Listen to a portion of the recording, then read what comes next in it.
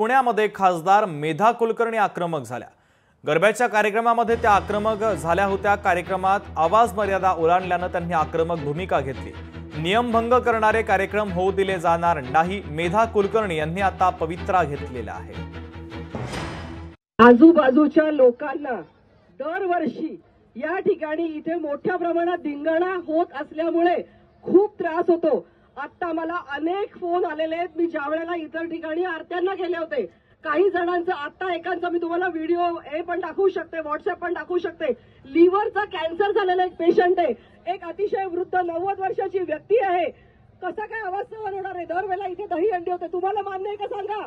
तुमच्या घरी सुद्धा आजी असेल, आजोबा असतील, आई बाबा असतील, आजारी माणसं असतील, लहान मुलं असतील। हा कार्यक्रम इथून पुढे जीत ग्राउंडवर होणार नाही। इथून पुढे जीत ग्राउंडवर कार्यक्रम होणार नाही, कारण आजूबाजूच्या लोकांना प्रचंड प्रमाणात त्रास होत आहे। आणि हा कार्यक्रम इथे आवाजाची मर्यादा ओलांडून, धार्मिकतेची सगळी बंधनं तोडून कार्यक्रम आयोजित केला गेला होता। आणि ही आवाजाची मर्यादा न पाळल्यामुळे आम्ही रोज शास्त्रीनगर पोलीस स्टेशनला फोन करतोय, डीसीपी कदम यांना फोन करतोय, पीआय देशमाने यांना फोन करतोय, सीपी अमितेश कुमार यांना मी मेसेजेस करतेय, आणि तरी कोणत्याही प्रकारची कारवाई या ठिकाणी आवाजाची मर्यादा पाळण्यासंदर्भात झाली नाही।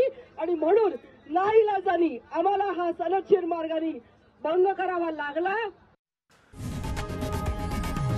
लोकशाही मराठी ऐका, पहा, जागरूक रहा।